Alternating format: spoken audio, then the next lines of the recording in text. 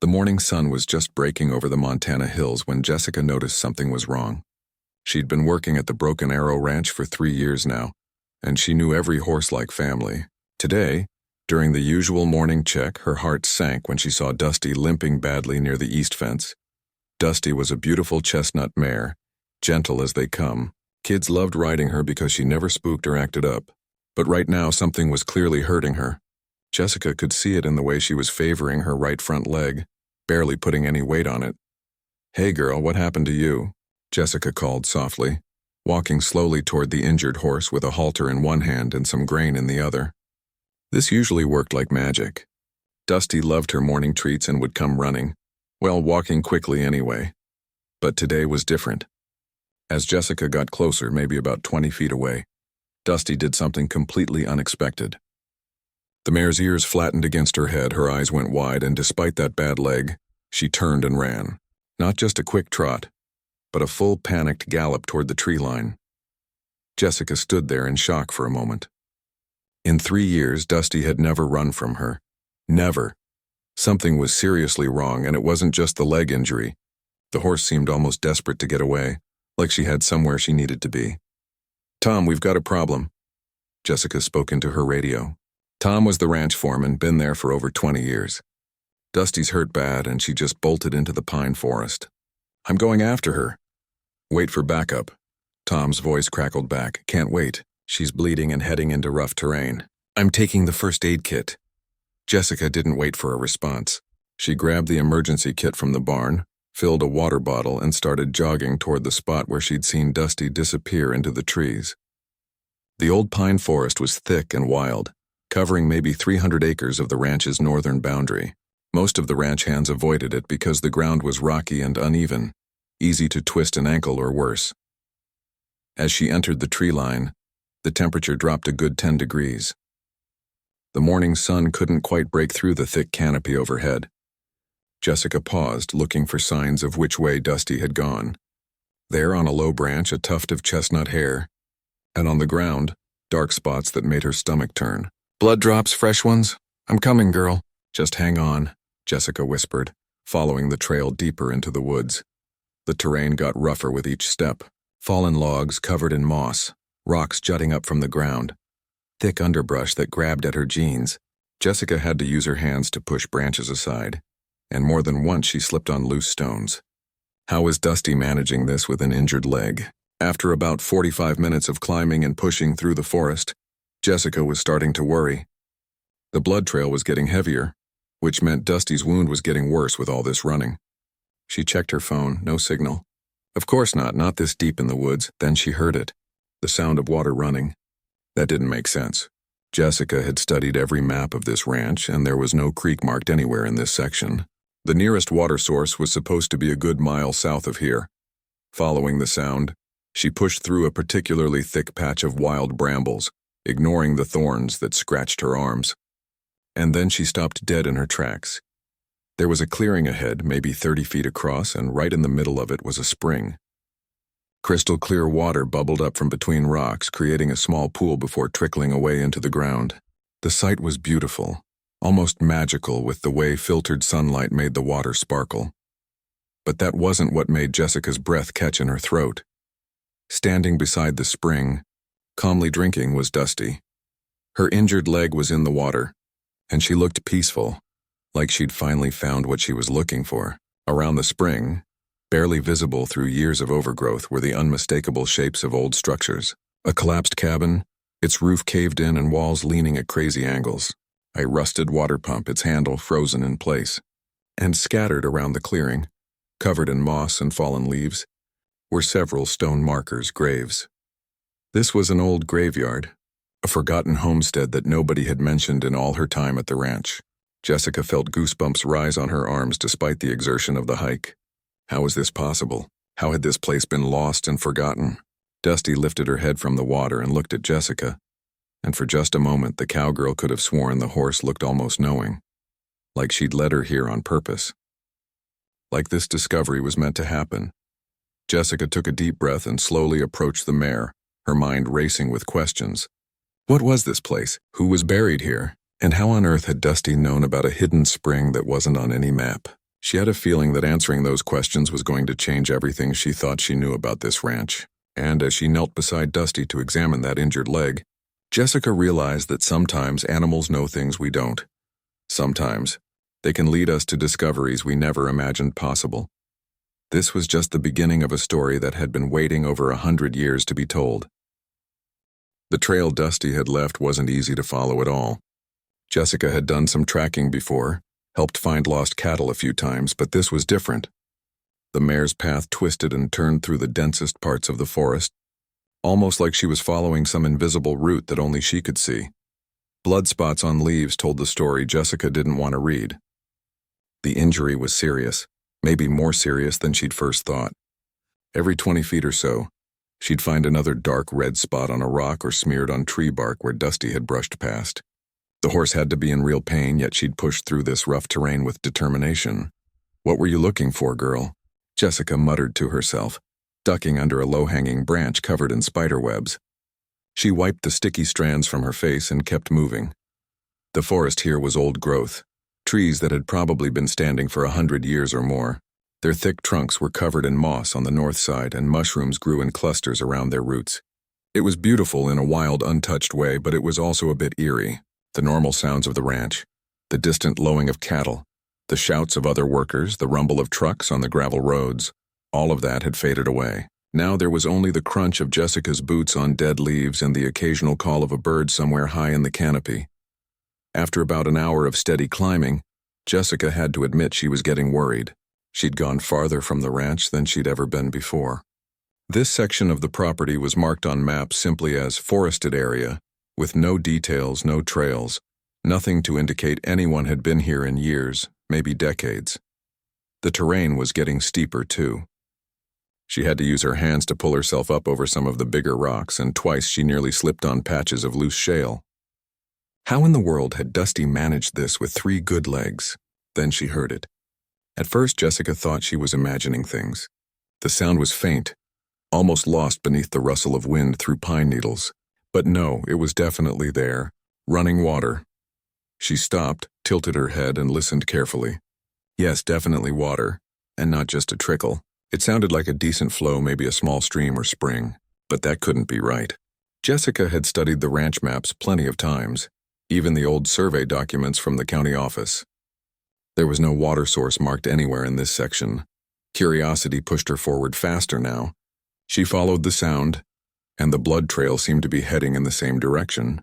The undergrowth got thicker here, wild brambles with thorns that grabbed at her shirt and scratched her arms. She pushed through anyway, ignoring the sting of the cuts, and then, quite suddenly, the forest opened up.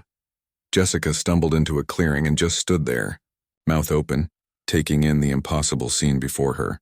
It was like stepping through a doorway into another world, a secret place that time had forgotten. The clearing was maybe 30 or 40 feet across, roughly circular, ringed by those massive old pine trees that seemed to stand guard like silent sentries. In the very center, water bubbled up from between moss-covered rocks, creating a spring-fed pool about 6 feet wide.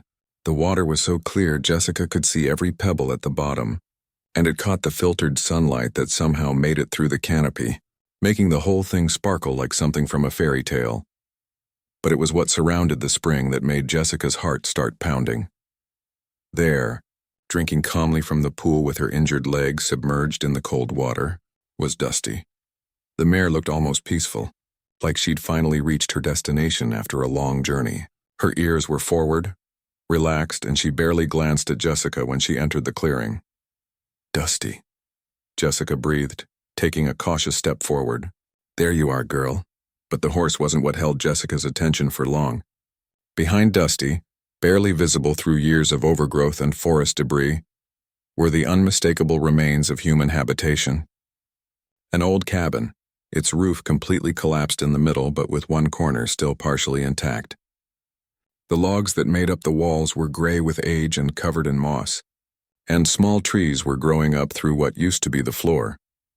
To the left of the cabin stood an old-fashioned water pump, the kind Jessica had only seen in museums or old Western movies. It was rusted solid, its handle pointing up at an angle, frozen in place by decades of weather and neglect, and scattered around the clearing, Some near the spring and others closer to the cabin were stone markers, grave markers. Jessica counted at least 4, maybe 5. Though some were so covered in moss and fallen leaves it was hard to tell. A cold shiver ran down her spine despite the warmth from her hike. This was an old homestead, a place where people had lived and died, and somehow it had been completely forgotten. How was that even possible? Jessica stood there for a long moment, trying to process what she was seeing. In all her time at Broken Arrow Ranch, nobody had ever mentioned this place. Not Tom, who'd been there for 20 years. Not the owner, whose family had run the ranch for generations. Nobody. It was like this clearing existed in a pocket outside of time, waiting all these years for someone to find it again. And Dusty somehow had known it was here. Even injured and in pain, she'd pushed through rough terrain to reach this exact spot. She'd led Jessica here, whether she meant to or not. Jessica finally shook herself from her stunned state and focused on what was important. Dusty needed help, and questions about forgotten homesteads could wait until after she'd taken care of the mare. She approached slowly, talking softly. "Easy, girl. I'm not going to hurt you. Let's see what you've done to yourself." Dusty didn't move away this time. In fact, she seemed content to stand there in the cold spring water, as if she knew exactly what she was doing. And looking at the leg now, Jessica realized maybe the horse did know something. The cold water would reduce swelling, help with the pain, maybe even slow the bleeding. It was actually smart, treating the injury this way. Jessica knelt beside the pool, opened her first aid kit, and started examining the wound. It was a deep gash, probably from barbed wire or a sharp branch running about 4 inches along Dusty's cannon bone. It definitely needed stitches, but for now Jessica could clean and bandage it.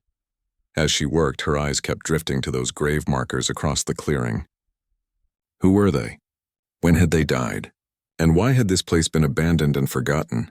The shadows were getting longer, Jessica noticed. She'd been tracking Dusty for nearly 2 hours. They needed to head back before dark, but she knew she'd be returning to this place. There were too many questions, too many mysteries. And somehow Jessica felt like Dusty had brought her here for a reason. Like this was a story that needed to be uncovered, secrets that had been buried long enough. After bandaging Dusty's leg with the supplies from her first aid kit, Jessica tied the mare's lead rope to a sturdy pine tree with enough slack so she could still drink from the spring. The cold water really did seem to be helping. The swelling was already less than it had been, and Dusty seemed comfortable, even content, standing there with her injured leg in the pool. "You rest here a bit." "Girl?" Jessica said, patting the mare's neck. "I need to look around before we head back." The clearing was smaller than it had first appeared, maybe 30 feet across at its widest point. The spring was definitely the centerpiece, with everything else arranged around it in a rough circle. Jessica wondered if that was intentional, if whoever had lived here had built their homestead around this water source. She walked slowly toward the collapsed cabin, her boots crunching on decades of fallen pine needles and leaves. Up close, the structure was in worse shape than she'd thought. The roof had caved in completely, probably under the weight of snow during some long-ago winter. What remained of the walls leaned at dangerous angles, held up more by the surrounding forest growth than by their own structural integrity. But one corner of the cabin, the northeast corner, was protected by a massive fallen pine tree that had created a sort of natural shelter. The roof there was mostly intact, and Jessica could see that the floor in that section might still be solid enough to explore. She turned her attention to the water pump first. It stood about 4 feet tall, made of cast iron that had rusted to a dark reddish brown. The handle was frozen solid. Jessica tried to move it, but it wouldn't budge even a fraction of an inch. At the base of the pump, she noticed some lettering cast into the metal, but it was too corroded to read clearly. She could make out what might have been a date, 18-something, but the last 2 numbers were completely worn away. "Old," Jessica murmured. "Really old." Then she turned to face what she'd been avoiding looking at too closely. The graves. There were 5 of them that she could clearly identify, though there might have been more hidden under the thick carpet of moss and forest debris. They were arranged in 2 groups, one group of 3 stones close together near the spring, and 2 more stones set slightly apart closer to the cabin. Jessica approached the group of 3 first, her heart beating faster.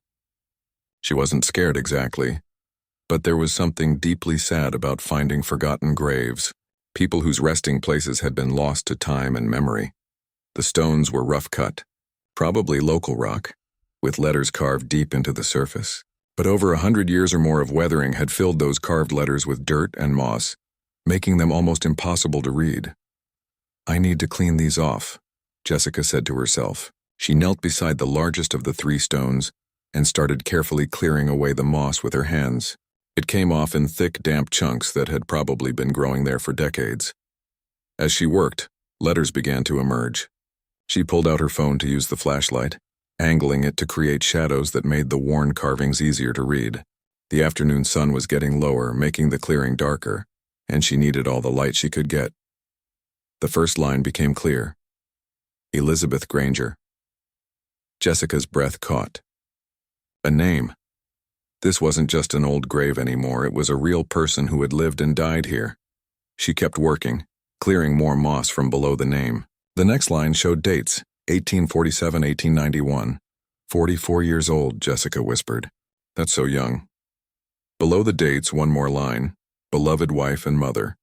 Jessica sat back on her heels, processing this.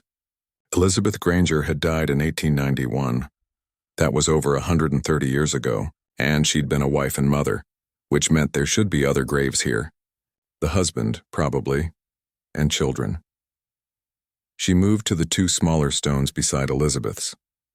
They were clearly children's graves, smaller markers set close to their mothers. Jessica went through the same process, carefully clearing away the moss and dirt, revealing the names beneath. The first small stone read, Thomas Granger, 1885, 1889, just 4 years old. The second read, Mary Granger, 1887, 1889. Only 2 years old. Jessica felt tears stinging her eyes. 2 babies gone in the same year. Probably some kind of sickness. Maybe one of those diseases that used to sweep through frontier communities. Scarlet fever, or whooping cough, or any of a dozen other illnesses that could kill children back before modern medicine. I'm so sorry, she whispered, touching Thomas's headstone gently. You should have had so much more time. She stood up and walked over to the 2 graves set apart from the family. The first stone was even harder to read, the carving more weathered.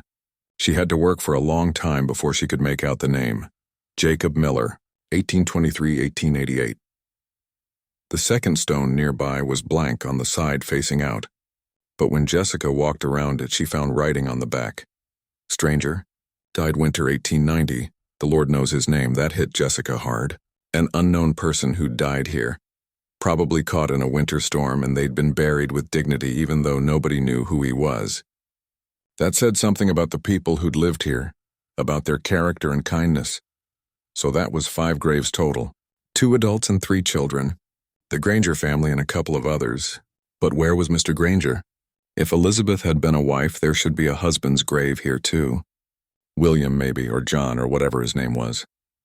Jessica looked around the clearing carefully, checking for any other stones she might have missed, but there were no others visible. So what had happened to Mr. Granger? Had he left before Elizabeth died? Had he been buried somewhere else? The light was fading fast now. Jessica checked her watch and realized with a start that it was almost 5 in the evening. She'd been in this clearing for over 2 hours, and it would take at least another hour to get Dusty back to the ranch.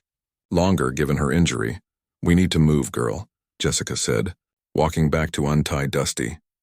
The mare seemed reluctant to leave the spring, which made sense. The cold water had helped her injury, and this place had drawn her here for some reason. But as Jessica prepared to lead Dusty out of the clearing, she took one last look around. This place felt important somehow, like it was trying to tell her something.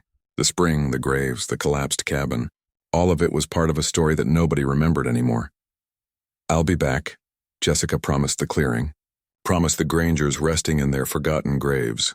I'll figure out what happened here, I promise.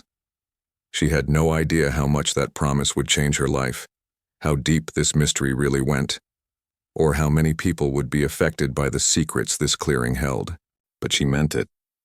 She would come back, and she would uncover the truth about this forgotten homestead and the family who'd lived and died here all those years ago. As Jessica led Dusty out of the clearing and back into the darkening forest, She could have sworn she felt someone watching them go, not threatening but grateful, like the spirits of the Grangers knew their story was finally going to be told. Jessica couldn't stop thinking about the clearing. That night, after getting Dusty back to the ranch and having the vet look at her leg, 6 stitches. But she'd be fine. Jessica sat in her small cabin with her laptop open, searching for any information about the Granger family. The problem was she didn't have much to go on. Elizabeth Granger died 1891. 2 children, Thomas and Mary, died 1889, that was it. And in the days before everything was digitized, records from Montana homesteads were spotty at best. But Jessica wasn't ready to give up. She stayed up until past midnight, searching through online archives, historical society databases, anything she could find. Finally, exhausted, she fell asleep at her desk, dreaming of moss-covered gravestones and crystal-clear springs. The next morning, she was back at it. But first she needed to tell Tom and the ranch owner about what she'd found. That conversation happened over breakfast in the ranch house kitchen. A what? Tom nearly choked on his coffee when Jessica described the clearing. A homestead. Old one, probably from the 1880s. There's a collapsed cabin, an old water pump, and 5 graves. I took pictures. She pulled out her phone and showed them the photos she'd managed to take before the light got too low. Tom and Mr. Peterson, the ranch owner, leaned in close, studying each image. Mr. Peterson was a quiet man in his 60s, whose family had owned Broken Arrow for 4 generations. He looked genuinely puzzled as he scrolled through the photos. "I've never heard of any homestead in that section," he said slowly, "and my grandfather never mentioned anything either. Are you sure this is on our property?" "Positive. It's maybe 2 miles northeast of the main barn, deep in that old pine forest nobody goes into." "The Grangers." Tom read from one of the photos. "That name doesn't ring any bells." "Hey boss, you got those old property documents from when your great-great-grandfather bought this place?" Mr. Peterson nodded slowly. "Yeah, up in the office. Give me a few minutes." He left and Jessica and Tom sat in silence, both thinking about the implications of this discovery. A forgotten homestead meant forgotten people, forgotten stories. It felt wrong somehow, like they'd failed these people by letting their memory fade away so completely. Mr. Peterson came back carrying a dusty cardboard box. "Everything from the original land purchase in 1892, he said, setting it on the table. "Haven't looked through this stuff in years." Together, they started sorting through the documents. There were survey maps yellowed with age, legal documents describing property boundaries, a hand-drawn map showing the location of the ranch house, the barn, various pastures, and then at the bottom of the box they found it, the original deed of sale dated June 15, 1892. Seller's name, Jessica read, her voice shaking slightly. "William Granger." The room went silent. Tom and Mr. Peterson both leaned in to look. "Well, I'll be," Tom breathed. "He sold the ranch to your family, but it was the price that made Jessica's eyebrows shoot up. He sold it for almost nothing, $200 for over 1,000 acres. That can't be right." Mr. Peterson was reading further. "Wait, there's a note attached. Look." Clipped to the deed with a rusted paperclip was a small piece of paper. The ink faded but still readable. "Buyer agrees to maintain family cemetery in perpetuity. W.G." Jessica felt goosebumps rise on her arms. A family cemetery. The graves. William Granger sold the ranch on the condition that his family's graves would be taken care of forever. But nobody knew, Mr. Peterson said quietly, guilt clear in his voice. 4 generations and nobody knew. We forgot. We forgot our promise. The weight of that forgotten promise hung heavy in the kitchen. These were good people, Jessica knew that. The Peterson family took care of their land and their workers. They weren't the kind to deliberately break a promise. But somewhere along the way, as the forest reclaimed that clearing and the years piled up, the memory of the Grangers had simply faded away. "We need to make this right," Mr. Peterson said firmly. "Jessica, I want you to find out everything you can about the Granger family. Tom, get a crew together. We're going to clear that site, restore those graves properly, and make sure they're never forgotten again." Jessica nodded, grateful. This was exactly what needed to happen. "I'd like to go back to the clearing today. There's more to investigate and I want to search the cabin more carefully." "Take whatever time you need," Mr. Peterson said. "This is important." So that afternoon, Jessica headed back into the forest. This time she had proper equipment, a good backpack, more water, a real camera instead of just her phone, and some basic tools for carefully excavating around the cabin. The hike to the clearing was easier the second time. She'd marked the trail with bright orange tape on her way back the previous day, so finding her way was simple. When she emerged into the clearing, it looked exactly the same, peaceful and timeless in the dappled afternoon sunlight. Jessica spent the first hour carefully documenting everything with her camera. She took photos of each gravestone from multiple angles, making sure to capture the carved letters as clearly as possible. She photographed the cabin from every side, the old water pump, even the spring itself. Then she turned her attention to the cabin. The collapsed sections were too dangerous to explore, but that protected corner, the one with the roof still mostly intact, looked promising. She approached carefully, testing each footstep before putting her full weight down. The floorboards creaked alarmingly, but they held. In the corner, protected from the worst of the weather by that fallen pine tree, she found the remains of life frozen in time. A rusted iron stove, its door hanging open. Broken pieces of pottery scattered across the floor. The remnants of furniture, though most of it had rotted away to nothing, and there, beneath a floorboard that had rotted through, Jessica saw something that made her heart race. A leather satchel, dark with age but remarkably intact, tucked into the space between the floor and the ground below. Jessica's hands trembled as she carefully lifted the satchel out. The leather was dry and cracked but still held together. She carried it outside into better light and sat down on a flat rock near the spring. Slowly, carefully, she opened the satchel. Inside were papers, lots of them. Some were loose sheets, others were bound together. Letters, she realized, tied with faded ribbons. And a book, a journal with a leather cover, its pages yellowed but still readable. Jessica opened the journal to the first page. The handwriting was feminine, elegant despite being written with what was probably a dip pen and homemade ink. This journal belongs to Elizabeth Granger, Montana Territory, January 1st, 1885. Jessica's breath caught. This was Elizabeth's journal. The woman buried just a few feet away had written these words over 130 years ago. She turned to a random page in the middle and started reading. June 12, 1889. The fever came 3 days ago. First Thomas, then Mary. William has ridden to town for the doctor, but it's 2 days' ride and I fear it will be too late. I do what I can, but they're so small, so weak. The old crow woman who sometimes visits told me the spring water has healing powers, sacred to her people. I've been bathing the children in it, praying it will save them. But I fear my prayers are not enough. Jessica had to stop reading, tears blurring her vision. This was real. These weren't just names on stones anymore. Elizabeth had been a real person. A mother desperately trying to save her sick children. Willing to believe in anything that might help. Even sacred spring water from local Native American legends. She flipped ahead a few pages. June 15, 1889. Thomas passed this morning just as the sun rose. Mary followed him at sunset. They're together now, I tell myself. They're not afraid anymore, but I am. I'm so afraid and so alone. William hasn't returned from town. What if something happened to him too? What if I'm alone here with my dead babies and no one comes? Jessica couldn't read anymore. She closed the journal gently, holding it against her chest. This was too sad, too real, too painful even after all these years. But she knew she had to keep reading. Elizabeth's story deserved to be known, to be remembered. The journal was the key to understanding what had happened to this family, why William had sold the ranch, and why these graves had been forgotten. Tomorrow, she'd read more. Tonight she needed to process what she'd already learned, to mourn for a mother she'd never met who'd lost everything over 100 years ago in this beautiful, lonely clearing in the Montana woods.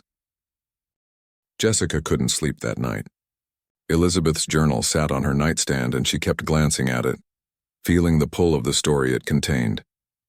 Finally, around 11 o'clock, she gave up on sleep, made herself some tea, and settled into her reading chair with the journal. She'd brought the leather satchel back with her, and now she examined its contents more carefully in the good light of her cabin. Besides Elizabeth's journal, there were several bundles of letters tied with faded ribbons, some loose papers that looked like they might be recipes or household accounts, and a hand-drawn map. Jessica started with the map. It was beautifully done, clearly drawn by someone with skill and patience. It showed the homestead from a bird's-eye view, the cabin, the spring, a small vegetable garden, what looked like a chicken coop. and a barn that must have been torn down or collapsed completely because Jessica hadn't seen any sign of it. But what was really interesting were the notes written in the margins. Spring Sacred Water was written near the center. Berry bushes, good picking July-August marked a spot to the east. And near the bottom, Town 2 days hard ride southwest. That was important information. It confirmed what Elizabeth had written in her journal. The nearest town was 2 days away on horseback. These people had been really isolated, living out here on their own with their closest neighbors probably miles away. Jessica set the map aside and picked up Elizabeth's journal again. She opened to where she'd left off and started reading. The entries from June 1889 were heartbreaking. Elizabeth described trying everything to save her children. Cold compresses, special teas made from herbs, prayers, and yes, bathing them in the spring water. Nothing worked. Within a week, both children were gone. But it was what came after that made Jessica sit up straighter.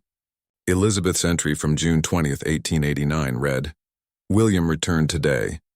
He'd made it to town, found the doctor, but a bridge was washed out by spring flooding and they couldn't get back in time. The look on his face when I told him the children were already buried nearly broke what's left of my heart. He hasn't spoken since, just sits by their graves hour after hour. I don't know how to reach him. I don't know how to help him when I can barely help myself." The next entries were sporadic and brief. Elizabeth wrote about trying to maintain the homestead, about long silences between her and William, about her own grief that seemed to have no bottom. Then, in October 1889, something changed. The entry was longer, more detailed. "William has decided we need to leave this place. He says there are too many ghosts here, too many painful memories, but I can't bear the thought of leaving Thomas and Mary alone in the ground. How can a mother abandon her children even in death? We argued about it today, the first real conversation we've had in months. It ended with him riding off into the forest. I don't know when he'll be back." Jessica turned the page and found a loose sheet of paper tucked between the journal pages. It was a letter, but not in Elizabeth's handwriting. The writing was masculine, blocky, and clearly written in distress. "Elizabeth, I can't stay here. Every corner of this cabin reminds me of their laughter. Every morning I wake up expecting to hear Thomas asking about the horses or Mary wanting breakfast. I'm going mad with it. I know you think I want to abandon them, but I don't. I just need some time away. I need to breathe air that doesn't taste like grief. I'll go to town, maybe pick up some work, clear my head. I'll be back before winter. I promise. Your husband, William." But he hadn't made it back before winter, Jessica realized. Elizabeth had died in 1891, and based on the fact that her grave was here but William's wasn't, something had gone very wrong. She continued reading the journal. November 1889. "William has been gone 3 weeks now. The first snow fell today. I hope he's somewhere warm and safe." December 1889. Still no word from William. Mr. Miller stopped by last week, helped me chop wood for the winter. He's a good neighbor. Though he lives so far away, I rarely see him. He asked if I needed anything from town. I gave him a letter to post to William, though I don't know if it will reach him. January 1890. The hardest winter I can remember. Snow up to the windowsills. I've been living off the supplies we put by last fall, but they're running low. Haven't seen another soul since Mr. Miller's visit in December. I talk to Thomas and Mary sometimes at their graves. I tell them stories about their father, about how much he loved them. I hope they can hear me somehow." There was a gap then, several pages torn out of the journal. When the writing resumed, it was February 1890, and Elizabeth's handwriting had changed. It was shakier, less controlled. "A stranger came yesterday, found him collapsed in the snow maybe a mile from here. His horse had thrown him and run off, and he'd been wandering for hours. Brought him inside, got him warm. He's very ill, fever and a terrible cough. I do what I can, but I'm no doctor. He's sleeping now by the fire." The next entry was dated 2 days later. "The stranger passed this morning. I never even learned his name. He was too ill to speak properly. Just mumbled about Denver and someone named Catherine. I buried him as best I could next to Mr. Miller. It's too cold to dig deep, but I did my best. The Lord knows his name even if I don't." Jessica paused. That explained the grave marked stranger. And the mention of Mr. Miller meant that the other adult grave was Jacob Miller, probably a neighbor who died in 1888 according to his headstone. Elizabeth had been taking care of people even in her grief and isolation. The journal entries from spring 1890 showed Elizabeth slowly regaining some hope. She wrote about the snow melting, about planting a garden, about wild geese returning. But there was a constant theme, still no word from William. Then Jessica reached the final entries, from late 1890 and early 1891. November 1890. I've accepted that William isn't coming back. Either he's dead, or he's decided to start a new life somewhere without me. Either way, I'm alone. But I'm not ready to leave this place. Thomas and Mary are here. This is where their bodies rest, and I won't abandon them.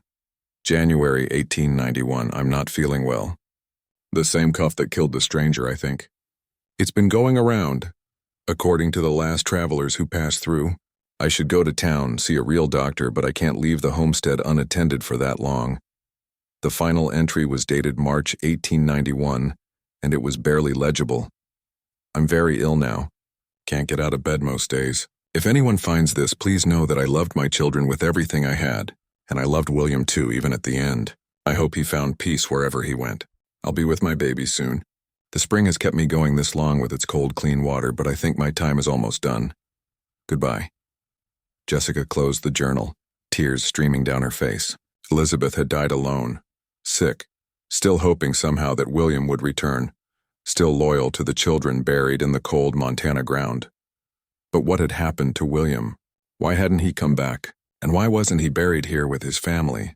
Jessica wiped her eyes and reached for the bundles of letters. There were 3 bundles, each tied with a different colored ribbon. She chose one at random and carefully untied it.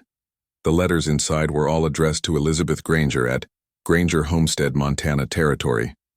But none of them had been opened. The envelopes were still sealed, the wax brittle with age but intact.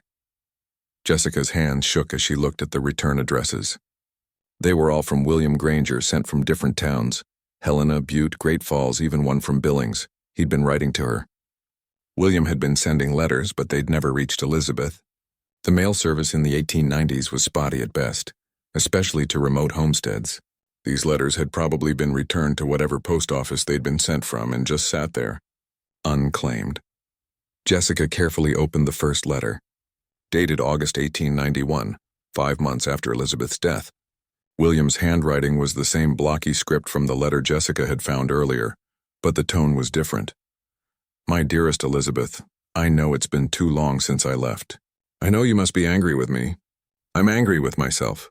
I was a coward to run from our grief instead of facing it with you. I've been working in Helena, saving money, trying to figure out how to come back and make things right. I dream about you and the children every night. Please forgive me. I'll be home by winter. I promise this time. Your loving husband, William. But he hadn't made it home by winter. He couldn't have because Elizabeth was already dead by the time he sent that letter. Jessica opened another letter, this one from March 1892. Elizabeth, why haven't you written back? I've sent 5 letters now with no reply. I'm worried. I've arranged to return home in April. Please hold on until then. Please don't give up on me. I love you, William. The last letter was dated May 1892, and it was different. The handwriting was still William's, but it was wild, scrawled, I came home. I found your grave. I found the children's graves. You were alone. You died alone and I wasn't there. I can't live with this. I can't stay in that cabin. Can't look at those graves knowing I failed you all. I'm selling the homestead to a rancher named Peterson. The only thing I asked is that he take care of the family cemetery. I don't know where I'll go. I don't know if I can go on. But I can't stay here with my failure carved in stone. Goodbye, my love. Forgive me, William. Jessica sat back, the letter still in her hand. Now she understood. The next morning, Jessica spread everything out on the big table in the ranch house kitchen. The journal, the letters, the map, all of it. Mr. Peterson and Tom arrived with coffee, took one look at the display, and sat down without a word. Jessica told them the whole story.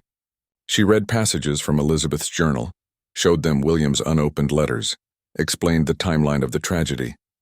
By the time she finished, there wasn't a dry eye in the room. That poor woman, Tom said quietly, dying alone, thinking her husband had abandoned her. And William, Mr. Peterson added, coming back to find her already gone. Can you imagine carrying that guilt? The question is, Jessica said, what happened to him after he left? He sold you the ranch in June 1892, but then what? Did he stay in Montana? Did he leave the territory entirely? And most importantly, where is he buried? Mr. Peterson was quiet for a moment, then stood up. Wait here. He disappeared into his office and came back carrying an old leather-bound ledger. This was my great-great-grandfather's journal. He kept detailed records of everything related to the ranch. Let me see if there's anything about the purchase. He flipped through yellowed pages, muttering to himself, until he found what he was looking for. Here, June 1892, it says, purchased land from W. Granger. Man seems broken in spirit. Asked only that family graves be maintained. Paid $200 for deed. Granger said he's leaving Montana, heading east. East, Jessica repeated. That's not much to go on. Wait, there's more, Mr. Peterson said, reading further. My great-great-grandfather wrote, felt bad for Granger. Gave him an extra $50 and a horse. He mentioned something about becoming a traveling doctor, putting his knowledge to use helping others since he couldn't help his own family. Strange fellow, but honest. Jessica felt a chill run down her spine. A traveling doctor. He became a doctor? Sounds like it, Tom said. Makes sense in a way. Man who couldn't save his own children decides to spend his life saving others. That's a lead, Jessica said, excitement building. If William became a traveling doctor in Montana in the 1890s, there might be records. Medical licenses, census data, maybe even newspaper mentions if he did anything noteworthy. Over the next 2 weeks, Jessica became obsessed with finding William Granger. She contacted the Montana Historical Society, searched through online genealogy databases, and even drove to Helena to look through old newspaper archives at the state library. The breakthrough came from an unexpected source. A librarian in Helena, an elderly woman named Mrs. Chen, who'd worked there for 40 years, remembered hearing stories about a doctor who'd traveled the Montana frontier in the late 1800s. There was a man, Mrs. Chen said, pulling out a folder of old newspaper clippings she'd collected over the years. Doctor who'd show up in remote areas, help people who couldn't afford regular medical care. Never charged much, sometimes worked just for food and shelter. People called him the wandering doctor, or the grief doctor because he seemed to carry such sadness with him. Jessica's heart was pounding as she looked through the clippings. Most were brief mentions in local papers. Dr. Granger passed through town last week, treated the Miller family's children for whooping cough. Traveling physician W. Granger stopped at our settlement, saved Mrs. Johnson's life during a difficult childbirth. The articles spanned years, from 1893 all the way to 1918. William had spent over 25 years traveling Montana, helping people in remote areas, never staying anywhere long. Did he ever remarry? Jessica asked Mrs. Chen. Not that I've seen any record of. Seemed like a lonely man. One article from 1905 mentions him having a photograph of his wife and children that he carried with him everywhere. The reporter who interviewed him said Dr. Granger got very quiet when asked about his family. Just said they were waiting for him on the other side. Jessica had to take a moment to compose herself. William had spent a quarter century moving from place to place, saving other people's children while mourning his own, carrying Elizabeth's photograph, never knowing that she'd died still loving him, still waiting for him to come home. What happened to him? Jessica asked. Did he die in Montana? Mrs. Chen shook her head. That's where the trail goes cold. The last mention I have is from 1918, a brief note in a Billings paper saying Dr. Granger had moved on to Wyoming. After that, nothing. Jessica thanked Mrs. Chen and left with copies of all the newspaper clippings. She had more to work with now, but she still didn't know where William had ended up or where he was buried.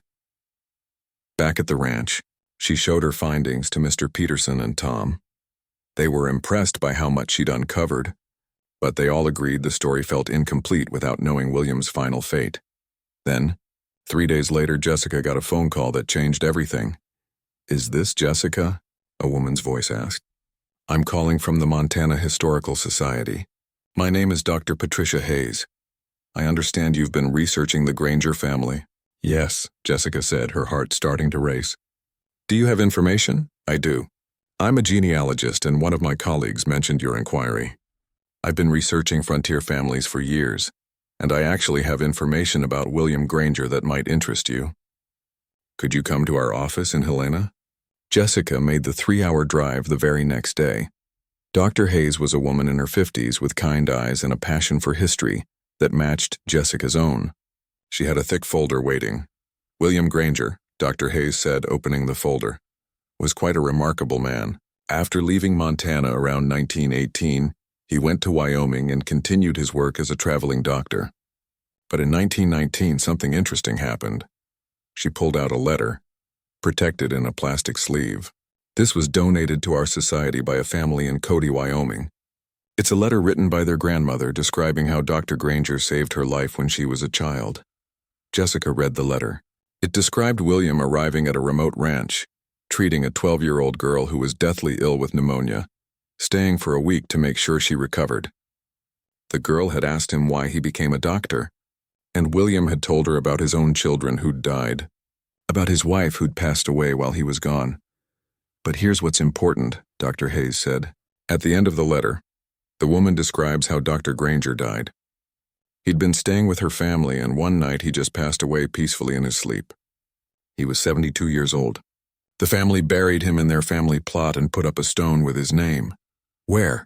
Jessica asked. Where is he buried? Dr. Hayes pulled out another document. A ranch outside Cody, Wyoming. The family still owns it. I contacted them after hearing about your research. They knew they had a Dr. Granger buried on their property, but they never knew his story. They never knew about Elizabeth and the children. Jessica felt tears welling up. He died alone too, just like Elizabeth. Yes and no, Dr. Hayes said gently. He died among people he'd helped, people who cared about him. And according to this letter, his last words were, I'm ready to go home now. Elizabeth has been waiting long enough. He was holding that photograph of his family when he passed. For a long moment, Jessica couldn't speak. The tragedy of it all was overwhelming. Two people who'd loved each other, separated by grief and misunderstanding, each dying alone while carrying love for the other in their hearts. There's one more thing, Dr. Hayes said. The family in Wyoming, the ones who buried William, they've agreed to let him be exhumed and reburied if that's what's needed. They think he should be with his family. Jessica looked up, hope blooming in her chest. Are you saying? I'm saying, Dr. Hayes smiled, that we can bring William Granger home. We can reunite him with Elizabeth and the children. It'll take some paperwork, some time, and some money. But if you're willing to see this through, we can make it happen. Jessica nodded, unable to speak past the lump in her throat. She thought about Dusty leading her to that clearing, about finding the graves, about reading Elizabeth's journal. It had all led to this moment, this chance to right an old wrong, to heal a wound that had been open for over 100 years. Yes, she finally said. Yes, let's bring him home. Over the next few months, Jessica, Dr. Hayes, and Mr. Peterson worked together to make it happen. They filed the necessary permits, worked with the Wyoming family, and arranged for William's remains to be carefully exhumed and transported to Montana. They also worked to restore the clearing. Tom led a crew that cleared away the overgrowth, repaired what they could of the old cabin, and most importantly, restored the graves. New stones were cut, faithful copies of the originals but with clearer lettering. The spring was cleaned and protected with a beautiful stone border. And finally, on a cool morning in September, William Granger came home. The coffin was simple, as William would have wanted. It was lowered into a grave right next to Elizabeth's, reuniting them after over a century apart. Standing around the graves were Jessica, Mr. Peterson, Tom, Dr. Hayes, and surprisingly about 40 other people. Who are all these people? Jessica whispered to Dr. Hayes. Grangers, Dr. Hayes whispered back with a smile. Descendants. I put out some feelers through genealogy networks. William had a brother who had children. These are their descendants. They never knew about this part of their family history. As William was laid to rest, one of the descendants, a man in his 60s, the weeks following William's reburial were busy ones. The story of the forgotten homestead and the separated family had touched something deep in the local community. The local newspaper ran a feature article, and soon Jessica was getting calls from historians, genealogists, and people who'd had their own family members helped by the wandering doctor over 100 years ago. But it was one particular call that led to the most remarkable discovery. Is this Jessica? An elderly man's voice asked one evening. My name is Robert Chen. I'm a retired professor from the university in Missoula. I read about the Granger family in the paper, and I think I might have some information you'd be interested in. Jessica grabbed a pen and paper. I'm listening. My great-grandmother was part of the Crow Nation, Professor Chen explained. She lived near the Granger homestead in the 1880s. She used to tell stories about a sacred spring in that area, a place her people considered to have healing properties. According to family stories, she tried to help a white family whose children were sick, told them about the spring water. Jessica's breath caught. Elizabeth mentioned that in her journal. She wrote about a Crow woman who told her the spring water could heal. That was my great-grandmother, Professor Chen said. Her name was Morning Star. She felt terrible that the children died despite the spring water. Our family has always known about that place, but we respected the graves there and left it alone. We didn't know the full story until now. Over the next few days, Professor Chen shared what he knew. The spring had been considered sacred by the local Crow people for generations before white settlers arrived. They believed the water had healing properties, and there were stories of people being cured of various ailments after drinking from it or bathing in it. My great-grandmother said the spring only works for some people. Professor Chen explained when he visited the ranch in person. It's not magic, but the water does have unusual mineral content. She said it could help with some things, but not everything. The fever that killed the Granger children was too strong for the water to fight. Jessica arranged for Professor Chen to visit the clearing. When he arrived, she, Tom, and Mr. Peterson accompanied him. The moment he stepped into the clearing, the old professor stopped and just stood there taking it all in. My great-grandmother described this place to me when I was a boy, he said quietly. I never thought I'd actually see it. She said it was a place where the boundary between our world and the next was thin. A place of power, but also of sadness. He walked to the spring and knelt beside it, touching the water reverently. We should test this water, he said. Find out what's actually in it. My great-grandmother wasn't just telling stories. The Crow people knew things about the natural world that science is only now catching up to. That suggestion led to another development. Mr. Peterson arranged for a water quality expert from the state university to come test the spring. Dr. Linda Martinez arrived the following week with her equipment and spent several hours taking samples. The results, when they came back 2 weeks later, were fascinating. This water is remarkable, Dr. Martinez told them during a meeting at the ranch. It has an unusual concentration of minerals, calcium, magnesium, zinc, and some trace elements I've never seen in quite this combination. The water is also naturally cold, staying at about 45 degrees year-round, which would explain its anti-inflammatory properties. So it really does have healing properties? Jessica asked. In a sense, yes, Dr. Martinez said carefully. The mineral content and cold temperature would be beneficial for certain conditions. Inflammation, minor wounds, some skin conditions, muscle soreness. It wouldn't cure diseases like the fever that killed the Granger children, but it would help with pain management and healing of injuries. The Crow people weren't wrong to consider it special. Tom suddenly laughed and everyone looked at him. Dusty, he said. Remember? She had that gash on her leg, and she led you straight to this spring and stood in the water. The cold water and minerals would have helped that injury heal. Jessica felt goosebumps rise on her arms. You're right. She knew somehow. Or maybe she just instinctively sought out cold water and this spring happened to be here. Or, Professor Chen said softly, maybe this place called to her. My great-grandmother believed places can hold memories, hold purpose. Maybe Dusty was meant to lead you here to help you uncover this story. Whether it was instinct, coincidence, or something more mysterious, they'd never know for sure.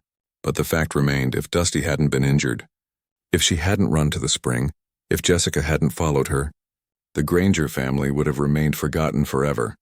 As word spread about the spring's properties, more people became interested in the site. Mr. Peterson had to make some difficult decisions about what to do with the clearing. We can't just open it up to the public, he said during a family meeting that included Jessica, Tom, and now several of the Granger descendants who'd stayed in touch. It's a sacred site, a cemetery. It needs to be protected. One of the Granger descendants, a woman named Helen, who was William's great-great-niece, had an idea. What if we established it as a memorial site? We could create a trust to maintain it, keep it beautiful and peaceful, allow people to visit by appointment only to learn the story and pay their respects. That's exactly what they did. Over the next several months, with help from the Granger family, Professor Chen's family, and generous donors from the community, they established the Granger Memorial Healing Spring. The clearing was carefully restored and maintained. The cabin ruins were stabilized and partially reconstructed, turned into a small museum space that told the story of the Granger family through displays of Elizabeth's journal pages, carefully preserved behind glass, William's medical bag that had been found among his effects in Wyoming, and photographs of the couple and their children. A beautiful fence was built around the cemetery, not to keep people out but to mark it as sacred ground. Each grave had a new marker with not just names and dates but brief stories. Elizabeth's read, "Beloved mother who cared for others even in her darkest hours." William's read, "The wandering doctor who spent his life helping others heal while carrying his own grief." The spring itself was protected with a low stone wall that allowed the water to flow freely but kept it clean and safe. A sign explained its history, both the Crow Nation's knowledge of it and how it connected to the Granger story. Most importantly, they established visiting hours and a reservation system. Groups could come to learn the history, individuals could come to pay respects, and occasionally, with special permission, people dealing with minor injuries were allowed to use the spring water in the traditional way, bathing minor wounds or sore muscles in its healing flow.